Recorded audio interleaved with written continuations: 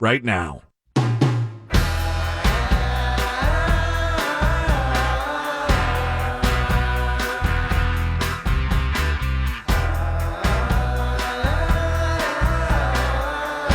Welcome to Fort Fritz, your one-stop for news, current events, and all forms of entertainment relating to the paranormal, the supernatural, the Fortean, and things that go whoo, bump in the night, all packaged and presented in the form of know-nothing know-it-alls, entertaining the unknown. Hello, I am your host, Fritz, and for the next hour, I will be joined by co-host Angela. Hello. And co-host Kaz. Yay! Co-host. You guys are co-hosts. Official co-hosts. Co-host Man-Daddy has the night off. So I would be remiss if I don't mention this right off the bat. You can always reach out to us. Text in at any time, 77031, powered by Sutherland Nissan, and just ask us anything you want to, if it's top of mind, if we're talking about an entertainment piece, or even a current event in regards to the supernatural. If you have something you want to say, we want to hear it. So just text in 77031. I will be answering all of your texts the entire night. We begin with a voicemail from our good friend of the show, Amanda. She actually heard our August 2nd broadcast, I Have a Tight Back. That was with Miss Sabrina Ambra. Okay. Just look it up on the iHeartRadio app or wherever you get your podcasts. She heard our story about a Kentucky noise that this man was filming on his cell phone, and Amanda texted in at 77031 and said, "This reminds me of something." I said, "Well, why don't you give us a call? Give us a call at 570-4RT-FRTZ. Area code 570-478-3789. 570-Fort Fritz. Give us a call." Amanda did, and this is what she has to say. Hi, this is Amanda. I just heard your howling sounds in Kentucky on the radio in 2007. My aunt and I went to the rainforest in Brazil, and we spent 2 weeks going down the Amazon, camping out. We had a tour guide, and we were sleeping in hammocks between the trees. So on the first night, we had had a couple of cafeterinas and went to sleep. And I woke up sometime in the middle of the night hearing this, very faint, whirling, swishing sound. And then it got closer and closer, and I was just starting to really get freaked out. And as it got closer, it sounded more like this roaring, yelling sound. Yeah. And God. it was just getting closer and closer and closer. And I got a migraine because I Oh, was my God. so scared. And soon it was on top of us, in the trees, on top of us. And it was this horrendous, howling, roaring sound. What? And our tour guide, comes stumbling over, and he's like, "Oh, by the way, don't worry about that. Those are howler monkeys. They won't bother you." Oh, okay. They just cross over in the trees above. And I leaned over the side of my hammock and just vomited. I was so stressed out, having listened to them for the last hour. Amanda. Getting closer and closer to us. And so eventually we saw them up close, and they were very sweet and friendly, but God, they make a horrifying, terrifying sound at night. Anyway, hopefully you can look up a clip and play it. It's very interesting. Thank God we don't have them in Florida. Love your show. Thanks. Aw, Thank you, Amanda. Thanks, Amanda, what a great story. Yeah. First of all, the life that you must lead to be able to be sleeping in between trees in the Amazon, sipping caipirinhas, and, listening to the nightmarish sound of howler monkeys all over you. What a life. Right? Yeah. So I did look up what howler monkeys sound like, and here we go. This is from National Geographic, but let's see if we can hear what In the middle of the night, in a hammock. Chilling in the rainforest. This is a national... Like monsters. Oh, my God. Like monsters. Howler monkeys Dude, that is terrifying. Right? hyoid bone in their throats. Okay, and then Nerd says nerd stuff, but that is absolutely terrifying. Yeah. Imagine, hearing that in the distance. Ugh, And no. coming closer and closer to you, that would sound pretty terrifying. Yeah, I don't want to mess around with that at all. No. Amanda, thank you so much for reaching out to us again. 570-478-3789. 570-4RT-FRTZ. We don't exactly know what happens to us after death, but the New York Post posted just a couple of days ago, is a ghost terrorizing this bar. Let's take a listen. We don't know what happens to us, but the New York Post does. This is a pub called Mickerbrook Bar in Greater Manchester, England. Wait, shut up. There is a glass There. What is that? Glass there. There's a glass here. Okay. And then what's going to happen? Oh, it gets just tossed off the side. What? That is a face of girl. This is not what work here no more. The employee hears and sees something falls off. There's no one around, and the employee just kind of goes, oh, okay, and is just staring at it. Oh. So, yeah. really, really cool. I'd react just the way that girl did. Yeah, staffers have named the spirit Harry and claim that's nice. he haunts this pub, whatever, but and he's an unwanted regular. But yeah, let's go back and hear this terrified scream. It's at realradio.fm if you want to check it out. Yes, exactly. That is exactly the noise you make. Yeah. By the way, that was at 1:07 in the morning. And man, there have been so many great videos like that out and about. This is a space station feed. The International Space Station caught a craft on the live feed. There's a live feed you can watch at all times, 24 hours a day. This was a video submitted, and this is from a YouTube commentary video. I'm going to play maybe like the first minute, and then I'm going to skip ahead because something very, very strange happens in this video. So let's take a listen. In the camera, like I'm about to show you. It's right there. So you see this okay. This orb kind of thing? The contrast, the lighting. He zooms in and sees a triangular craft. The words ISS just appear in space. In fact, this object I think he did that with a video editing program, yeah. When he zooms in on it, and, again, go to realradio.fm, click on shows and blogs. If it's not trending, I hope it is, because this is like the real deal, right? NASA wouldn't do this as a hoax. It's like, this was September, whatever. It was like a week ago. NASA doesn't hoax people, you would hope. Right. Hopefully not. Let's skip ahead a little bit. And let's see what happens. And then all of a sudden, it's going to take off and just disappear rather quickly. Okay, see it level out? And there it goes. Oh. And it's gone. Oh. The space station is... So that is an anomalous object. I would say UAP, but Ariel really wouldn't figure into this. Right. So what do you think it is? That's a low Earth orbit object that took off on its own accord quickly. I think that it's fortunate that we got to see that because, I think we talked about the times that the ISS feed and there's also other like satellite feeds get cut off, and there was like a whole story about that, like when they are unavailable to you for brief periods of time and then they come back on. Like what's going on there? Exactly. So it's interesting that this is something that is anomalous, and we got a chance to see it. I just have a hard time looking at that video, trying to figure out how far away it is and how big it is. Right. Thank you for bringing that up. One of the main skeptics' argument is you don't know how you have no relation as far as what NASA is doing on their live ISS feed. You don't know how far away from the Earth they are. Right. They don't really give that kind of specs. It's just this camera's live, and let's flex a little bit and show you what we're doing in space. Right. Which is cool. Total transparency. But this is not the first time we've seen an ISS feed with an object orbiting or hovering around the Earth and then just taking off. Because a satellite couldn't just take off like that. There, right? Exactly. Yeah, they're kind of maybe it's Elon Musk's car. Oh yeah, it was just up there, still floating, and then you got like a little burst of gas. And then you got a little off. Tesla power and just went for it. You think a car can fly in space? Yeah, I mean, Musk did it, man. Well, it's orbiting, right? It can't like drive away. There's no road. Is it orbiting, or was it just sent out somewhere, or is it orbiting? You just basically shot trash into space. God, I hope it's so far away from Earth right now, because like if it falls back in, anyway. I would like to end on a topic that is extremely scary and spooky and personal to a lot of people. Oh, love. Yeah, it's a little spooky. Yep. What is it? What do you guys know about NDE? What does that stand for?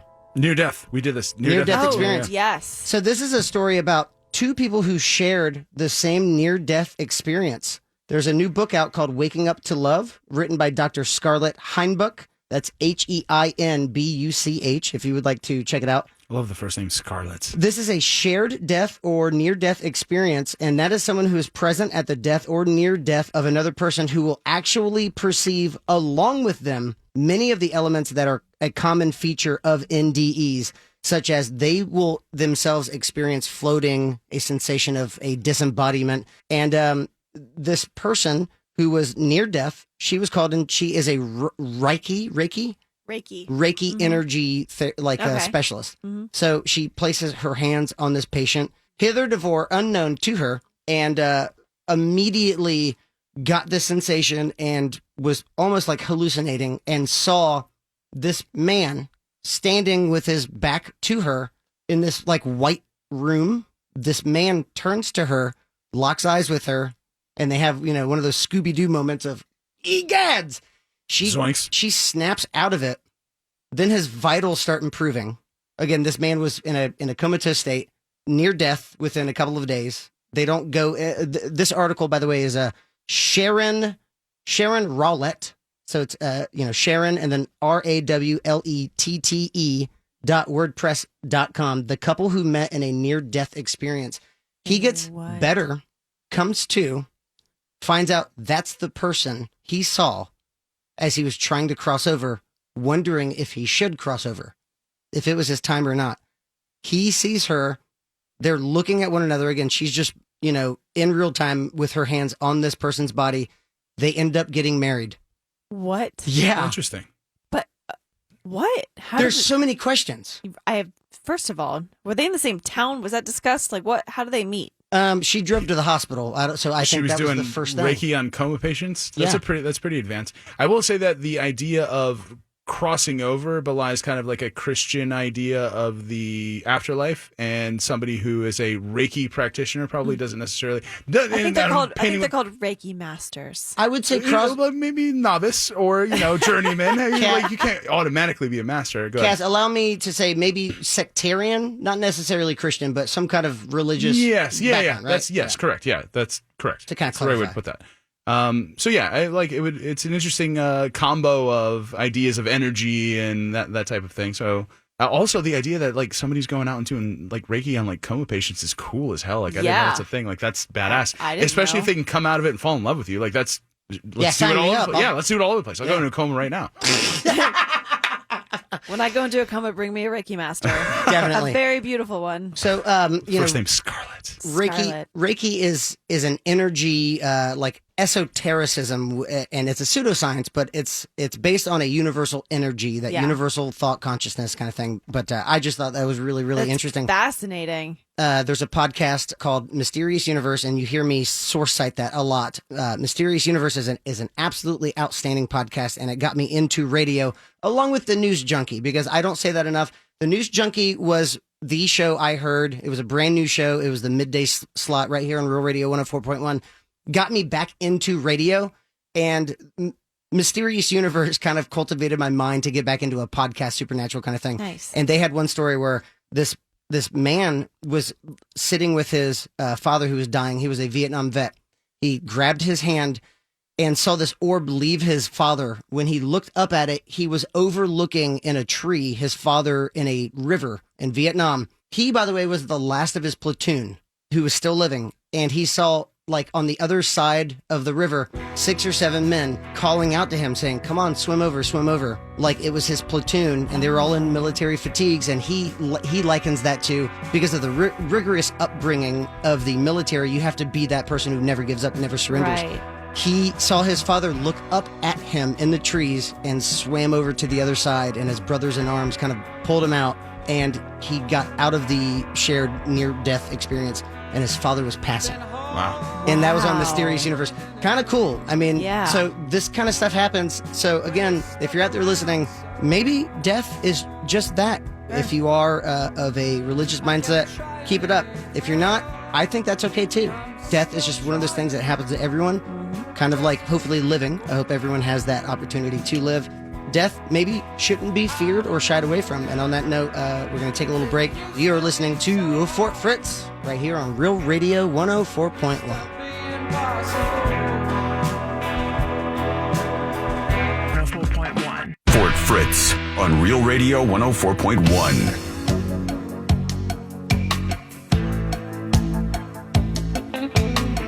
Welcome back to Fort Fritz right here on Real Radio 104.1. I am your host, Fritz, joined as always by Kaz. Hey.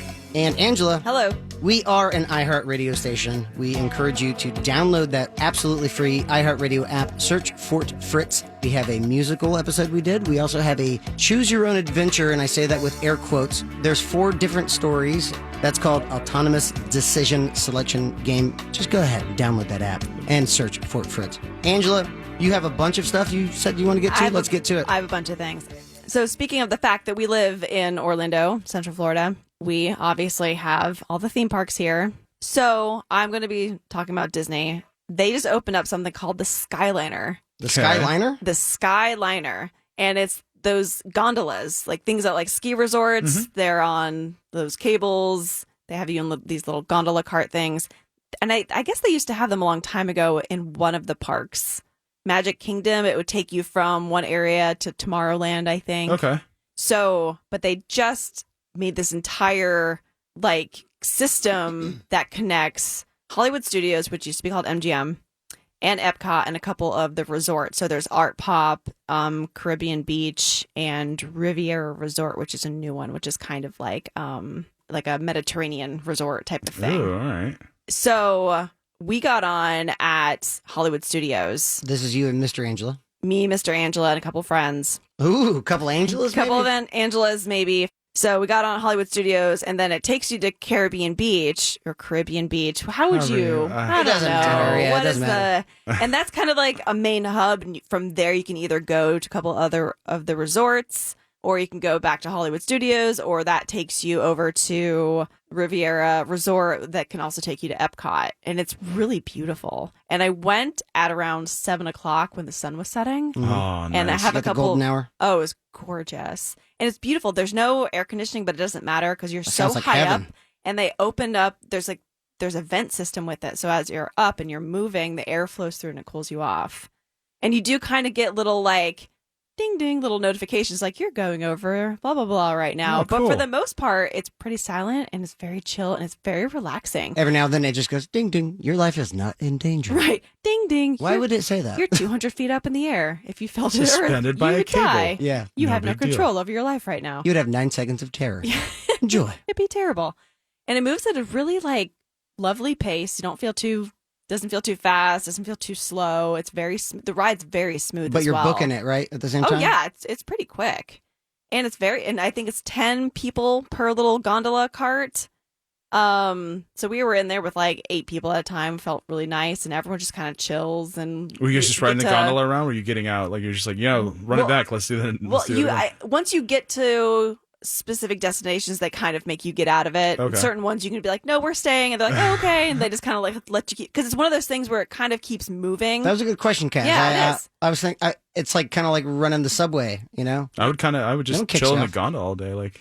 I mean, I feel like you could. Yeah. And the way that they had it set up for us, it was like cast members only. So I was going with someone who works there. But I don't know how it is if you actually have to have a ticket or pay for it, because it was outside of the park. Oh. If you can actually go to the resorts and just get on the monorail. You don't have to have a ticket to do that. Some of like, if you just go and park at a resort, you can just get on the monorail. You don't have to have a Disney pass. Disney secrets. Yeah. So if you ever want to do a monorail crawl through all the resorts, it's pretty great. Yeah, I'm good this weekend if you guys want to go. It's pretty great. It's pretty fun, because then you're just sitting in a monorail and just going to the next resort and drinking at all the resort bars. Text us 77031 if you've just done that before. It's we want great. to know. Like I was saying, I think it just keeps moving. So you can get off really quickly. And I will say, if you have been drinking, I was completely sober, and it was like a little like, oh, you better get off like really quickly and have your footing correctly. Otherwise, So don't drink and do it. No. Yeah. And they started this project. Disney's insane, by the way. The way that they do things. We're actually going to have videos posted at realradio.fm. The engineering of this is beautiful. Is that what's spooky about it? Like it's spooky because it's like you're flirting with death the entire time and not really? I think if you're afraid of heights, it probably kind of messes with you a little bit. Yeah, because I feel like that's part of the gondola experience. It's just like they don't have to show you that it is just suspended by a cable. They could all like obfuscate all that, right? But like you kind of like maybe this will just maybe not give way right now. Hopefully. Well, we are riding with people, and every single time it got to a resort, because it kind of almost resets itself. It goes like on another little like a wheel that kind of that's turning it. So that takeoff when you're going up, some people we'd be in the cart with or gondola with, they'd be like, oh, I don't like this part. No, that's scary. Because you'd go down and then you go up. Why? And then you'd be up really high and then you come down, and some of like the takeoff kind of freak people out a little bit. Sly and the Family Stone playing, I want to take you high. Yeah, it just keeps going. Just keeps going. You're like, oh, God. What the hell? We're going What to the even is up sun. here? Yeah. This is not Disney anymore. But it was, the ride itself was really smooth. It was very peaceful. Cool. I loved it. All right. I took lots of videos, and I took some time-lapse videos, too. So That's cool, yeah. And that's at realradio.fm. yes. And then the other thing I did at Disney, we went back to studios after riding the Skyliner. Disney opened up their Star Wars Galaxy Edge and Yep. Hollywood Studios. Oh, let me play it. Have you guys been there yet? I've never been to Disney ever. Not even one time. One of our, we need to rectify that, but our sister show right here at Real Radio 104.1 is the Theme Park podcast every Saturday at 8 a.m. You can hear that. Dickerman and Jimmy D and Scott Harris. Good guys. They've covered this, and it's always looked interesting. Yeah, it's great. Yeah, so since they have covered this, I'll go over it really quickly. I will say, I don't know all of the Star Wars lore. I've seen most of the movies. I actually don't even think I saw episodes 1 through 3. I know I hate Han Solo now because of Cass. You hate him? I gave a hot take. Like, if you'd like to, how many episodes was that? 2. Which one did you hate? Return of the Jedi. Yes, that's the one that's with the little bears in the forest. Ewoks. Ewoks. Yeah, Ewoks. Yeah, it was good. It was all right, but just Han Solo was just rubbing me the wrong way. Anyway, go ahead. Continue. Sorry. That episode is called Han's Dude Bro Taints of the Universe. So you're gonna check it out. Such a dude, bro. On He's the iHeartRadio. biggest dude, bro. Ugh. I didn't actually hate the movie Solo. A lot of people did not like that movie, where they kind of go back in time, Han Solo being younger with Chewie. How he became such a prolific Lando. intergalactic dude, bro. Yeah, yeah. Yeah. Dude bro, space bro. Space dude. Space bro. Space bro. So Galaxy's Edge, I will say. So first of all, the sightlines, once you're in that area, the way that they have all of the effects and rocks and buildings and everything, trees, you can't see anything outside of it. So once you're in that area, you really feel like you're in that world. Cool, all right. So sightline again is what? Sightline is when you're standing in that park and you look outside of it towards the edges, you can't see anything outside of it. So you actually feel immersed within that world. And then you turn a corner and then you're in Jurassic Park. It's a totally different thing. And the cool thing is when you're walking from like the Hollywood area of Hollywood Studios, that whole like 1930s old school heyday So Hollywood. cool. Right, yeah, golden Which age. I love that. It's beautiful. A lot of people don't like studios. I really love studios. It's great. You walk through this little hallway that feels like you're walking through the subway, and all of a sudden it looks very rock face, and you're in Star Wars. So the way that they transition you from the main park into that area is great. Cool. Like, you really do kind of come from one world to the next. Everything about that world, like Batu, everything, all the language on everything, all the way that the fonts are, looks very Star Wars, different world, different languages, all the merchandise, everything is very within that aesthetic of Star Wars. They immerse you. It's immersive. They really, really do make you feel like you're in that world. One of their gift shop, it has the first animatronic like alien ever, like animatronic being in a gift shop. So most of their gift shops are just gift shops. This is the first time they actually have an animatronic creature in there, kind of like acting. The exomorph, or no, not the H.R. Giger. The xenomorph. Yeah, that would be xenomorph. tight if there was a xenomorph in the gift shop. It was just a Star Wars alien, just like a creature sitting in there acting like he's just doing things and talking. Oh, so he wasn't and selling you stuff. He was just hanging out. No, he was just hanging out. And the gift shops, you didn't feel like you were in a gift shop. You felt like the market area, you felt like you were in a market, like a Star Wars market. You're in one of the. That is cool. It was amazing. I got to try the blue milk. That doesn't sound How good. was it? Okay. Was it dope? It was dope. It was kind of tasted like a candle. So not that dope, actually. Did you see how she paused and then the slight scrunch of her brow tasted like a candle? But here's the weird great. thing. I really liked it. And you can get it without alcohol or with alcohol. And the alcohol comes with this rum. Alcohol milk? But it's not milk. Oh, okay. But in the movies, and I don't even know which one, to be honest with you, they drink blue milk, and I don't know what the heck that it is or what it's from. And I'm sure there's a bunch of Star Wars people out there like... Probably a blue cow, blue space cow. I think it has something to do with the cantina.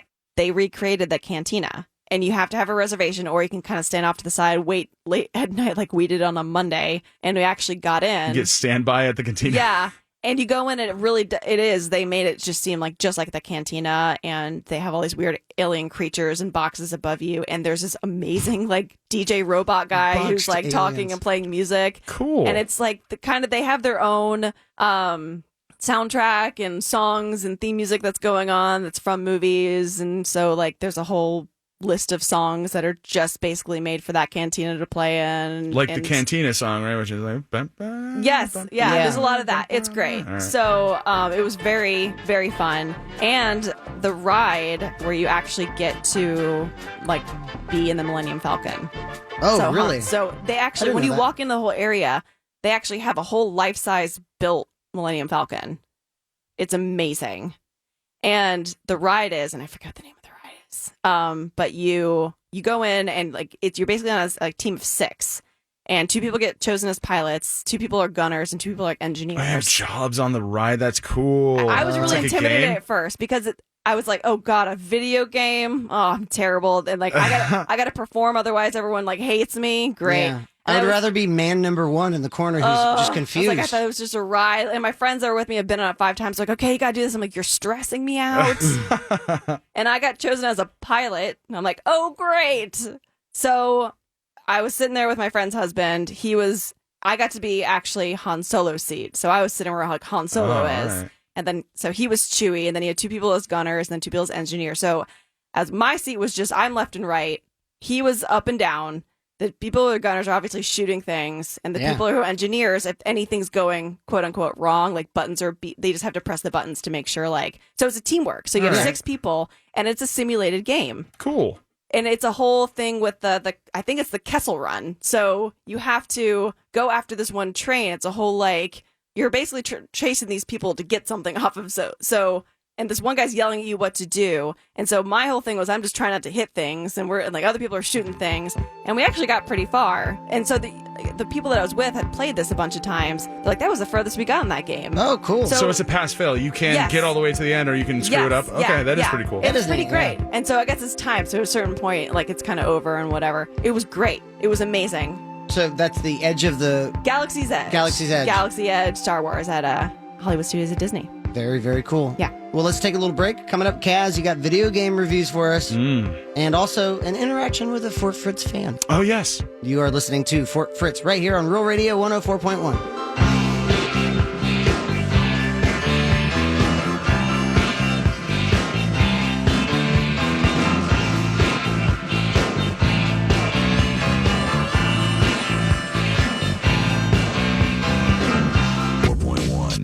Fritz on Real Radio 104.1. Welcome to Fort Fritz on Real Radio 104.1. I am Fritz, joined as always by co-host Angela.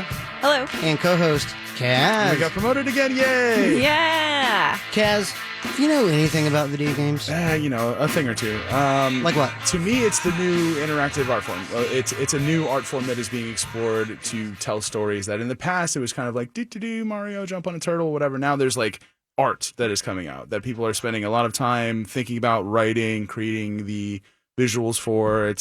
It's a burgeoning new art form. So in that vein, we talked about The Last of Us 2 is coming out. That was last week, yep. And we got a pretty significant interest from that. A lot of people wanted to talk about it. And one of the people, one of our fans, Corey Deering. Good first name. Friend of the show. So Corey Deering heard our bit about Last of Us, was intrigued, and wanted to know if we had ever, at the fort, gotten into the Mafia series. Mafia is another game series. Now, how did he reach out to us? Through Facebook. We are on Facebook. We're on Twitter. We're on Instagram. We're on Spotify. We're on Google. We're on Carrier Pigeon, Smoke Signals, like whatever you got. Semaphore. Like Pony Express, like whatever. Oh, the ponies are the best. Figure it out. They're so cute. You can get to us. So Corey Deering reached out over Facebook, and he wanted to know if we had ever gotten into the Mafia series because he had recently heard that there was some news that Mafia 4 was going to be coming out. And I will say that Mafia, in addition to a litany of Grand Theft Auto clones, is one of those things that probably flew under your radar. Grand Theft Auto, a fantastic game series.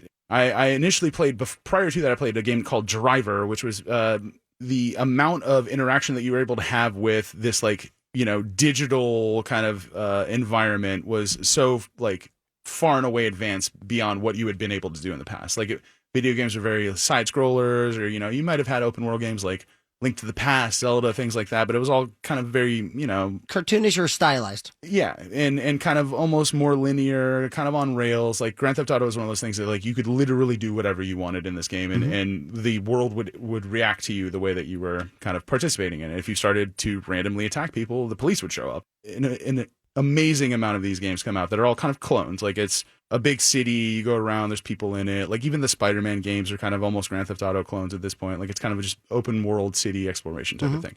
So Mafia was one of those ones that kind of fell into that vein for me, and I never played any of them until 3. Mafia 3 was one that like people told me was really interesting, so I picked it up and it ended up, like I said, flying on the radar. I think it ended up like a 6. Where was Mafia 3 located? Was it New Orleans? Yes, a fictionalized version of New Orleans called Phone.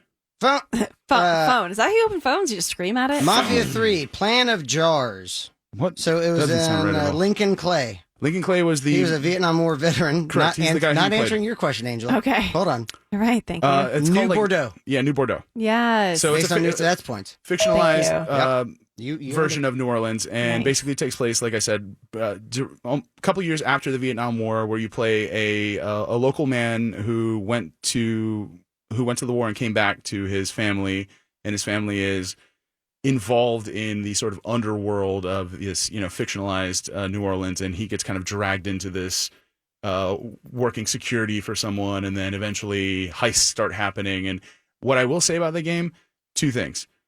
The story was fantastic. The acting was fantastic. The flow was perfect. It felt like you were playing a movie. Every new quote unquote mission that you were playing, I was like, I want to know what happens next. They were so varied. You were robbing a bank at one point. You were going to help your friend, protect his not die store from these like thugs or whatever. It was just like a very cool. You never really felt like tedious, like the Grand Theft Auto games, and to a certain extent Red Dead. We talked about this in my review of Red Dead, that it does get to the point with a lot of these games where it kind of seems like the mission structure is phoned in. It's okay, get here, hide behind this wall, shoot these dudes until they go away, and then grab the briefcase or whatever, and then run away, and then the dudes are going to shoot at you while you're doing it. And it gets kind of monotonous and boring. Mafia 3 never really felt like that. It was something that flowed really well, felt like a story, felt like a movie you were kind of working through. And the actual action parts of it, there's a certain term for it, like game designers know, it's like making the impact of the action kind of felt like external, not just shooting something or punching something, but the way that feels, the way that the screen will like flash or give you like feedback on it. Like Mafia 3 it was very punchy. It made you feel like you were kind of involved in this like action movie while it was going on. So Mafia 3 was fantastic. Corey Deering said that he heard about Mafia 4, which is coming out. And I did a little bit of research on it. And apparently there's no actual release. There's no release date. There's no trailer, no footage on it. But the 2K Studios, which is the publisher behind this game, had recently, and this is how zealous these people are for this stuff, somebody was monitoring like patents that came out. That's a good idea. So somebody saw that 2K put out a couple of patents initial plans essentially to make a Mafia 4 and then also to do a remaster of Mafia 2, which I never played, but could be cool. Mafia 3 was really good. They're trending towards something that's going to be really good, and a lot of times like Grand Theft Auto 3 was the first one that anyone really like cared about. Yeah. Sometimes these series take a couple of games to actually like find their stride and like find their footing. Exactly. So I'm intrigued. I'm definitely going to be playing Mafia 4. Corey Deering, good tip. Corey, friend of the show. Mm-hmm. So, in addition to that, I also ran across, and I am, we've talked about this before, I'm a huge Mega Man fan. One of my first memories as a human being was beating Mega Man 2, running into my mother's room, crying with the controller. I unplugged it for some reason. I thought this was like important, and gave it to her. I was like, "It's over." Like I didn't understand because the end of we talked about this. Yeah, it was adorable. It's an absolutely adorable story. The end of Mega Man 2 is so like it's melancholy. He's like he finally takes his helmet off, so you can tell he's got like hair. He's like a normal kind of boy. The story of Mega Man is tragic. Like if you actually get into it, it's amazing. The Proto Men actually is a band that does like kind of chiptune stuff. But they wrote an entire like Queen-style rock opera to the story of Mega Man, and it is spectacular. So check it out. Okay, yeah. The Advantage kind of does that too, but it's more math rocky, like Mega Man Level 2 from the like SNES. If we can really play cool band. Bubble Man or you got it. Anything you want, baby. Yeah, there you go. So yeah, I will listen to this music just sitting around like doing work, like as a grown man listening to like Mega Man 2 level music. Beautiful compositions. I loved that game. So somebody actually told me in random conversation that apparently a independent game developer out of Singapore years and years ago, I did not know this existed, made a mod of Mega Man 2 to essentially replace all of the villains with Street Fighter characters. So it's called Mega Man versus Street Fighter, Mega Man X Street Fighter. So it's Mega Man 2, but instead of going to fight whatever, Bubble Man, Ice Man, you go fight Ryu, or you go fight like Dhalsim or whatever. Jesus. And then you get their powers and stuff. Bloodbath waiting to happen. It's an entire like new game, and I was so stoked to hear that there was a Mega Man that I hadn't played. So I downloaded it, I started getting into it. I'll give like the full review, but it's Mega Man and it's fantastic. It's so good actually that the guy put it out for free. Capcom, the publisher of Mega Man, reached out to the guy and said, "Hey, this is amazing. Can we put this out for you?" And they ended up giving him some money, picking it up, and made it an official release. So you can just go to Capcom. You can go to their website, download it for free. Mega Man X Street Fighter. In addition to that, I watched a couple episodes of Longmire, which is an A&E Western show. Yeah. No. I love how that's it. No. That's I'm gonna give it like we'll truncate the review on this one, and I'll jump to like a 2.5, 3 beard pulls for it. It's it is what it is. It's fine if that's. Tell me what your you thing. hate about it right now. It's just plotting. It's plotting, and they don't give you like if you're gonna jump into a new storyline plot with something. I need punch right away. Get me involved. Like why do I care? Good point. Yeah. A good story starts with a hook, right? And someone the other day said, you don't have a cliffhanger if you don't have a cliff to hang from. That's brilliant. If your show sucks, your show sucks. Right. Kind of riding that wave of the newer kind of Western shows that were coming up, whatever, Deadwood and all that kind of stuff. So it tried, and to me, maybe, I think there's like 5 or 6 seasons. I got like halfway through the first season. I'm like, wow, so it's being bankrolled. Yeah, I like it. Not my cup of tea. I'm trying to like kind of dive into the Western kind of storytelling to kind of see what's out there and make sure I'm not stepping on any toes. But that to me was something I was just like, blech. Like I didn't understand why. It was like the Jag of Western stories. Jag. I was gonna sit there, nice. be like an old man sitting around like, what's going on with Longmire today? For those millennials out there, the mail. Jag was it was an Air Force based show back in the 90s. I think it was on Fox, something like that, or maybe TBS. Not my cup of tea. Much more of a Deadwood fan. Even like I said, like guilty pleasure, Justified. Like I watched Justified for 6 seasons. It was still like tongue in cheek. I was like laughing at Justified. This guy kills a lot of people. I'm like, dude, his body count is nuts. But it was still kind of funny and like, all right, Justified. Sure. What do we got today, dude? Like, take it easy. Lou Diamond Phillips. Yes, Lou Diamond Phillips is in that. Nice. And you know what? Nice. I like Lou Diamond Phillips. Yeah. But no, not a fan of Longmire. The thing about Westerns, I think I've mentioned this before, it is the quintessential American genre, whereas that is the first American genre because The Legend of Sleepy Hollow was still a gothic horror story, but that's been done before. There's some romance, there's some suspense, drama. The Western, the idea of we have this brand new land, it's lush, it's fertile, then you cross that one point and there's nothing, and try to cultivate that. I think that was what they were trying to do for this. Is like takes place in Montana, like kind of out there, Montana, Wyoming, or something like that. Kentucky Bourbon Noir. Bourbon Noir. Why are you so good at coming up with all of these noirs? Just word association. That's a trademark. That's what I do, son. And if you have any suggestions for me to check out any kind of Western stuff that you really enjoy, books, movies, whatever, I'm definitely in the market for that right now. I'm kind of cycling through things. So if it's something that you're interested in, you want to get into, like, let me know. Thank you so much, Kaz. It is now time to check out. I'm a massive country Western fan. Western is songs as simple as stampedes, drinking cold water. I am a massive Roger Miller fan. Roger Miller did Chug-a-Lug, King of the Road. He is a wordsmith. One of my favorite songs. It's called The Moon is High, parentheses, and So Am I, in parentheses. Nice. So much fun. He's also the voice of, in the Disney, as a callback, the Robin Hood movie. He is the narrator. No. Like Robin Hood and Little John, trekking through the forest. Oodalali. Oodalali. That is Roger Miller. He passed away in the early 90s, but an American legend. Angela, what you got for us? Well, to tag on to that a little bit, Orville Peck. I've talked to both of you about Orville Peck recently. Fantastic. If we're going to talk about some Western singing, he's amazing. And he's still around. Yeah, he's still around. He actually was just here. His voice is incredible. So check him out. He just has this really neat sound. It's like a sexy country Lana Del Rey. Yeah. He's, Ooh. Oh, Yeah. my God. That's an apropos assessment of that's the best him. way to describe Absolutely. him. But also tapping into still Orlando, Central Florida. Please go check out Banff Comics and Coffee in Maitland on Horatio. How do you spell that? BAMF. Banff. All in caps. And Comics and Coffee. It's in a place that used to be a melting pot on Horatio in Maitland. It's owned by Candace, David, and Enzo. And also Enzo has a comic. Enzo Garza has his own comic, Gut Ghost.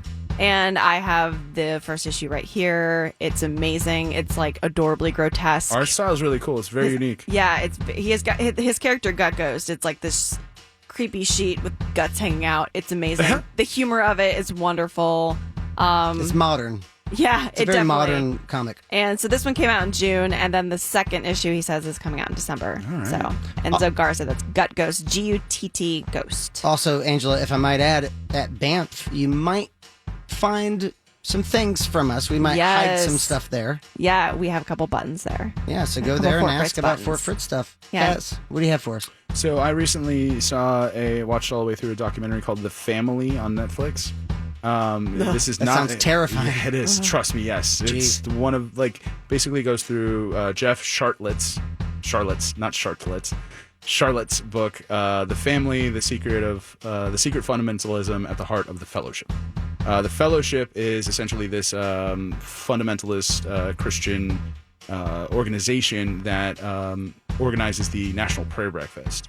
Doesn't sound that scary yet, but Sounds scary to me. Once you get into understanding the kind of background of where this started, why it started, and why it continues to happen, it is terrifying. Religious freedom is protected by an amendment to our Constitution. There's so many countries that don't have that, and people are constantly persecuted for their religion. That is scary. Yeah. So they say it multiple times during the actual documentary, but it is a gross overstepping of the boundaries between church and state that this is happening. And to understand not only how it's affecting local government, but global governments, through a man named Doug Coe, who passed away a couple years ago, I imagine. It is supremely scary. Check it out. And this is The Family? The Family on Netflix. Netflix, perfect. Well, coming up next is Bungalower and the Bus. Thank you so much. Please always text us 77031 if you have a question, or reach out fritz@realradio.fm. You are listening to Fort Fritz on Real Radio. It's October. Get spooky. Until next time, pleasant dreams.